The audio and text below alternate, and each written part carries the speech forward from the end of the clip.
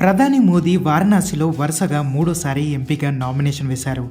ఈ కార్యక్రమానికి ఎన్డీఏ పక్షాలన్నీ హాజరయ్యాయి. ముఖ్య నేతలతో కలిసి నామినేషన్కు ర్యాలీగా వెళ్లారు మోదీ. ఈ నేతల్లో తెలుగు రాష్ట్రాల నుంచి పవన్ కళ్యాణ్, చంద్రబాబు ఉన్నారు.